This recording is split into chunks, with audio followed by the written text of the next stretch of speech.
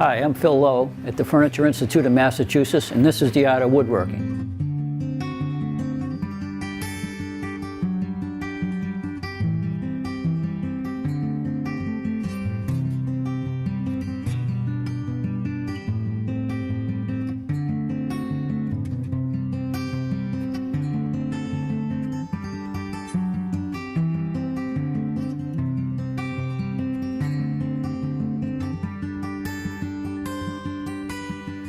In this session, what I'd like to do is to show you how to do some chip carving.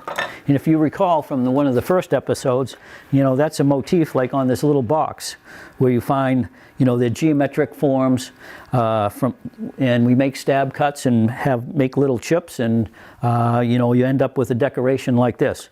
So let's get started. The next thing I'd like to do is to show you a little bit about chip carving. So on the opposite side of this board, if you'll take a look at this, we got some decoration that's going on. It's very similar to that little box that I showed you a little bit earlier. Now this is what they call a sawtooth, which is the one of the simpler ones to do, and we'll start off doing the sawtooth. Now the sawtooth requires a different tool.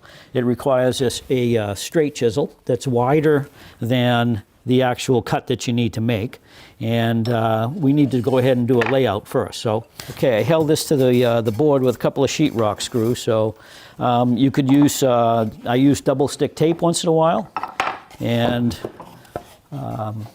you certainly don't want to screw it on if you're actually going to use this surface or it's going to be visible. So, but since this is just an exercise, I'm just going to go ahead and screw this down. And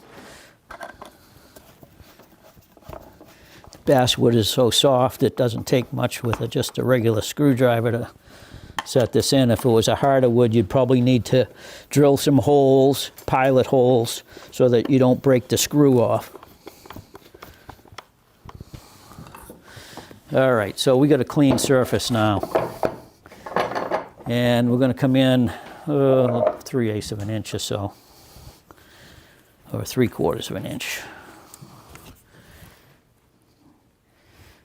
And we'll put a parallel line to the edge, and then we'll come in 1.5 inches or 1 1/4 inches, which makes this a 1/2 inch.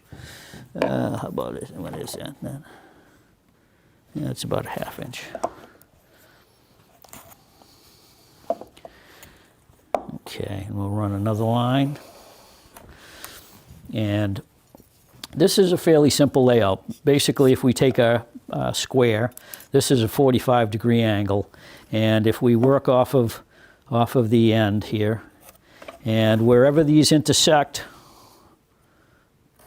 with the parallel lines,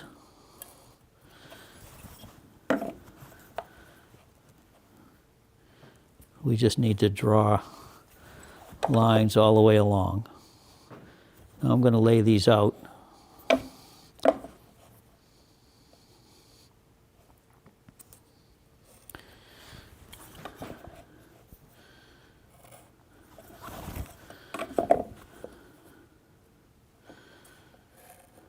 So these are all great exercises to learn how to do. And this is all about controlling the chisel and getting the proper depth of cut.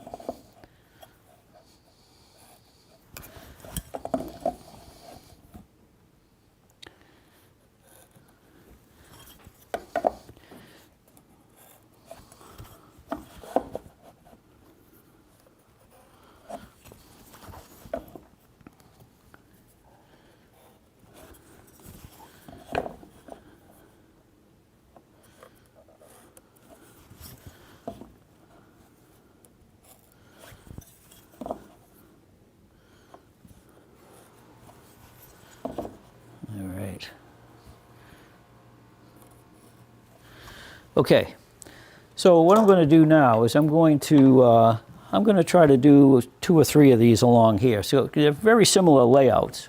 So what I'm going to do is I'm going to first of all just do this sawtooth cut on 2 or 3 of these.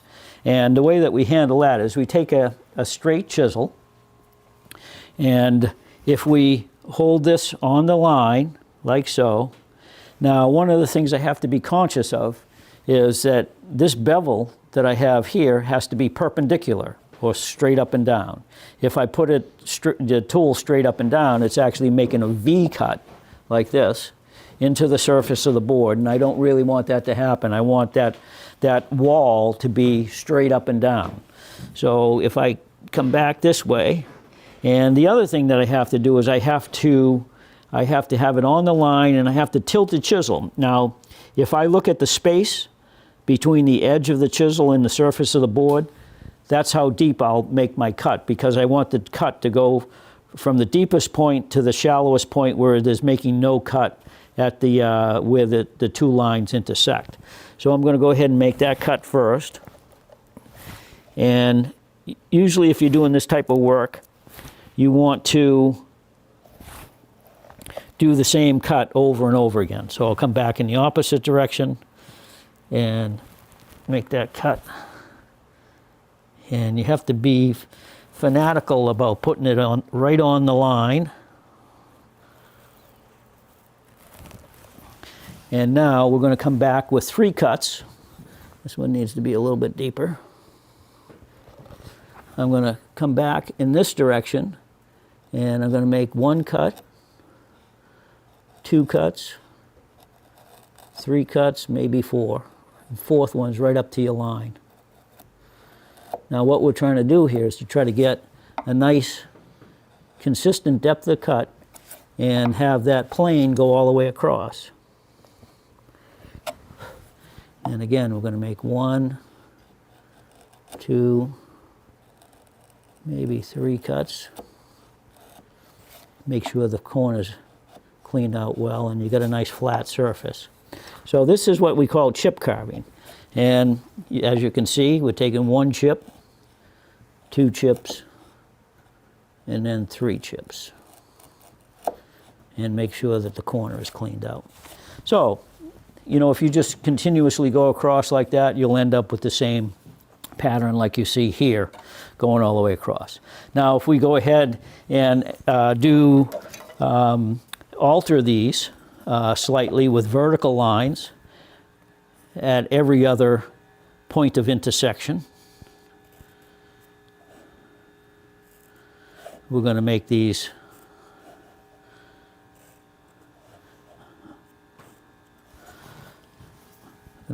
a little different now. So what we're going to do now is we're going to have these vertical lines deep,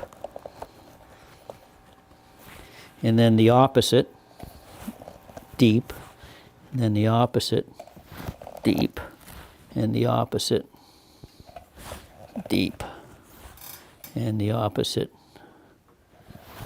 deep. Now we got to come back, and we're going to make cuts in this direction where it's the deepest along this line. We're going to make every other cut deep, like so.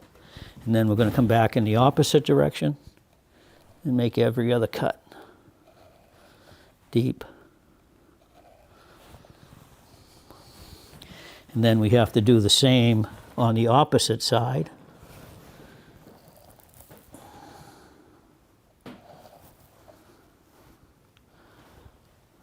And the same over here.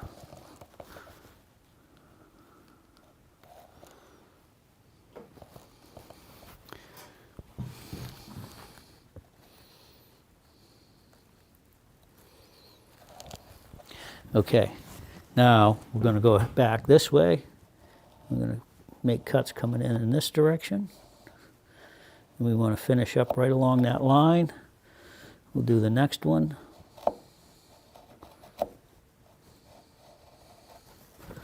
If the shaving doesn't come off, come back and cut it off.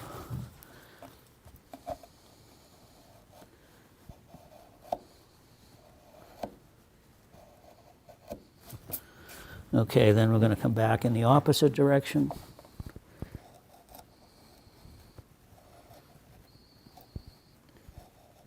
And along there, those should meet up. And we want to make sure that that falls away. You can also come in from this direction as well. You're cutting across the grain.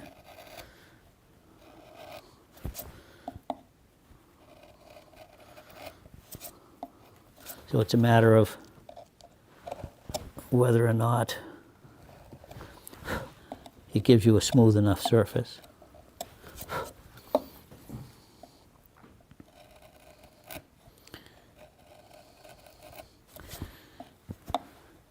And the trick is to make this center cut come down and meet up perfectly.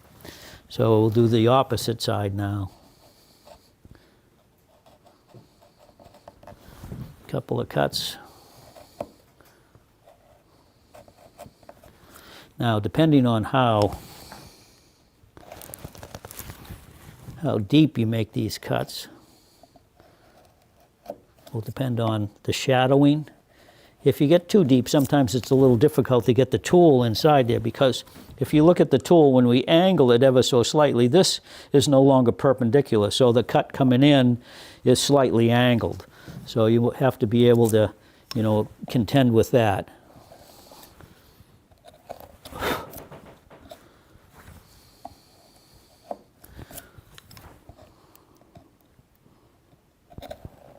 Make sure that the shavings are falling away. And then we come back in from the opposite direction.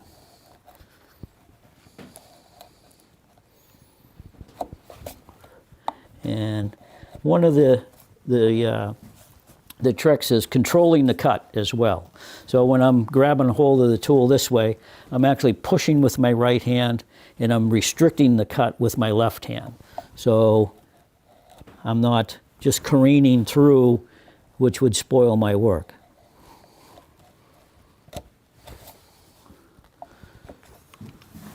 Okay, that's looking pretty good. Now let's go on to this one over here. Now this one is done by just adding, let me think here. I think if we bring a line off of here with each one of these, the center point, and then we come back off of that with lines, 45-degree lines as well.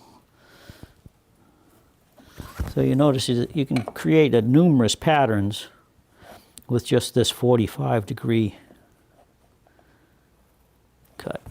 Okay, now we have to do two levels here. We have to do a level at this corner here, and then a double triangle out towards the end. So we'll go ahead and do the inside first with our stab cuts.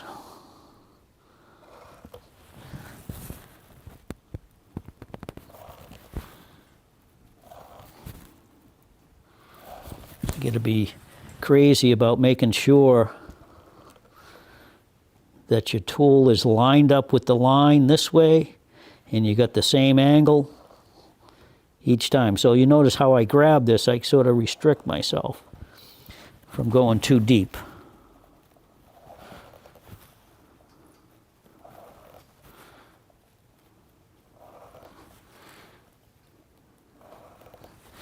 And we also have to come back and make cuts on this opposite side as well.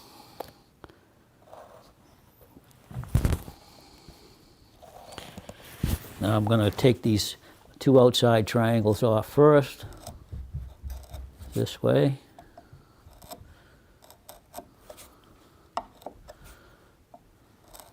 You notice, oh, I missed that cut. Easy to do.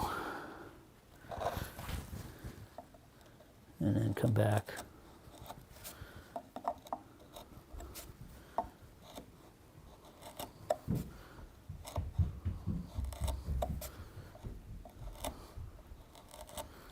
Okay, now we need to go ahead and take out this back corner here, which is a little bit more difficult. We have to make sure that we get an angle going all the way across.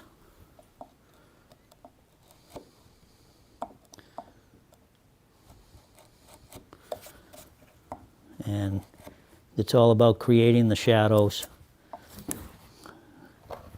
for those lines now. So that's three different, pieces of chip carving, and they all look quite different depending on how you look at them. Now there's this one last one here, which is actually squares that go all the way across. We'll try that one. Well, it's very similar. Basically, you just have to make X's. So I'll just show you the layout, and basically the procedure is the same, because I'd like to get along and show you a little bit more about some curved work as well.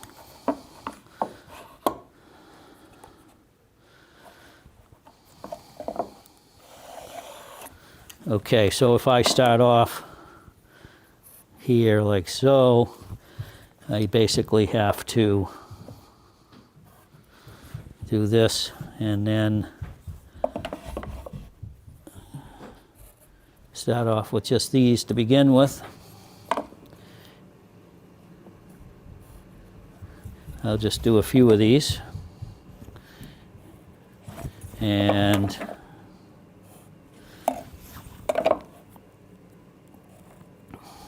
so each one of these now have to have lines coming across this way.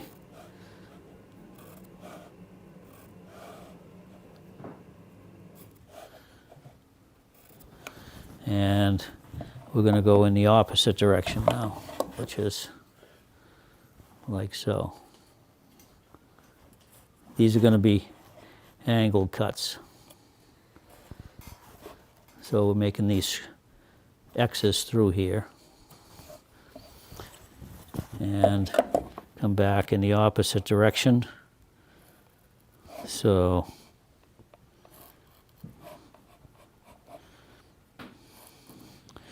okay, so these are what we're trying to save.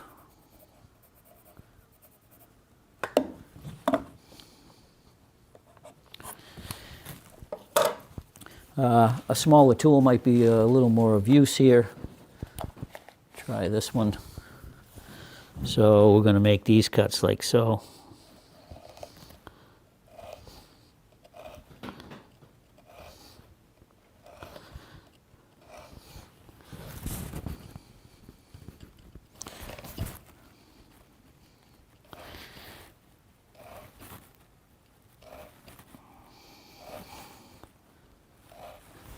And go back this way.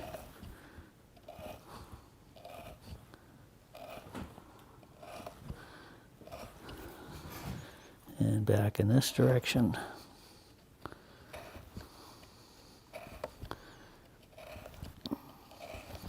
And then we need to chip out these triangles here.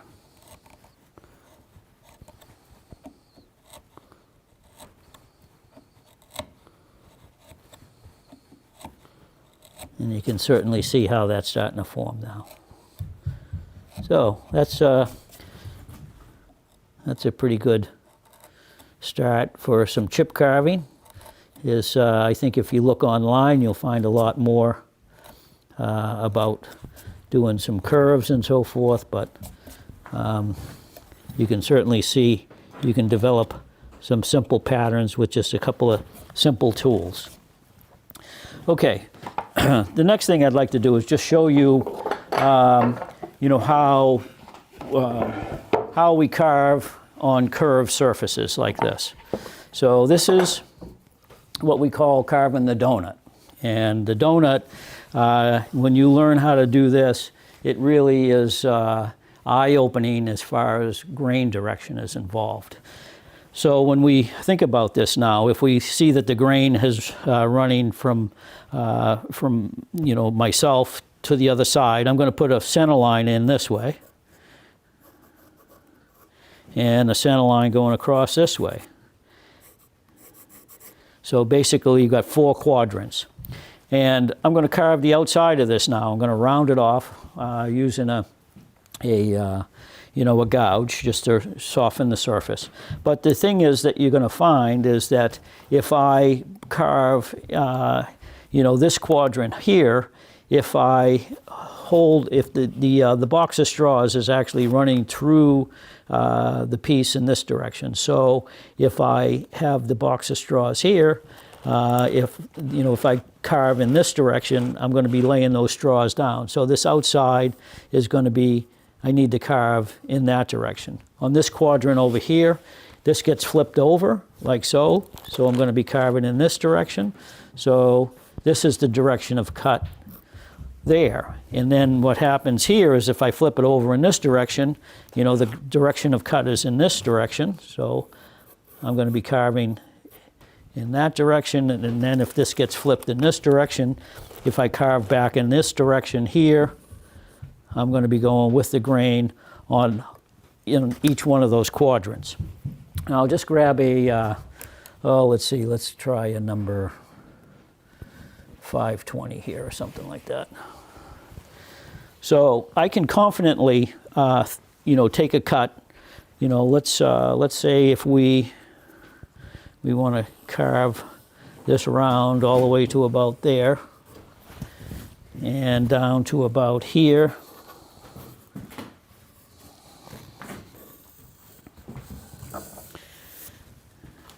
What I'm going to do is I can start here and make these cuts coming around like this.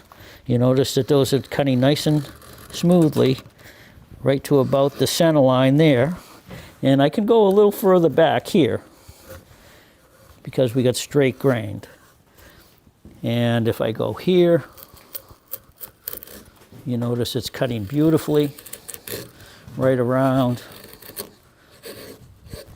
So here I'm taking advantage of the grain. Now if I go too far back in this direction, what you're going to see happen is it's going to chip out like that. And you know, that's what we're trying to avoid here. So you have to find that sweet spot where you can, you know, come back in the opposite direction in order to be going with the grain at all times. And what you see here is it's split right along there, so it's really right about at that center line where the grain changes. So if I come back in this direction, I'll be cutting with the grain, and then in the opposite direction, cutting with the grain.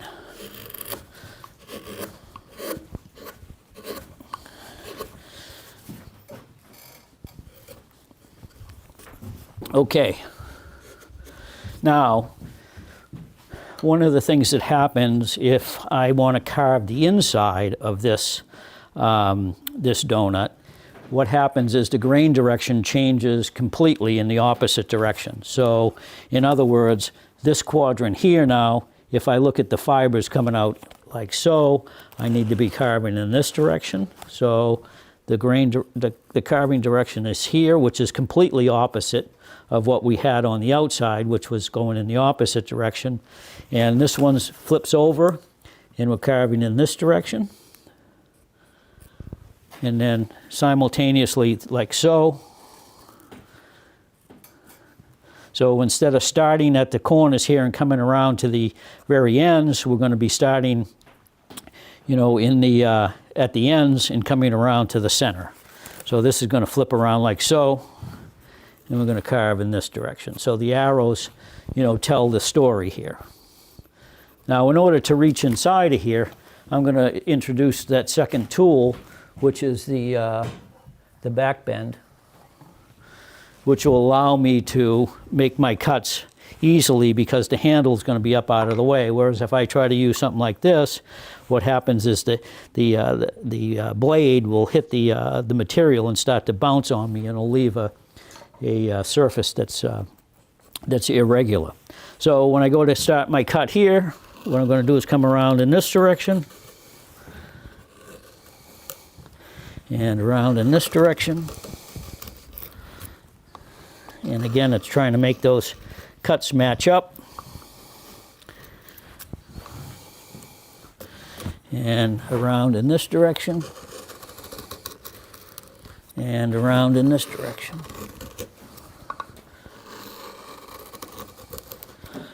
So if I was to carve this entire donut,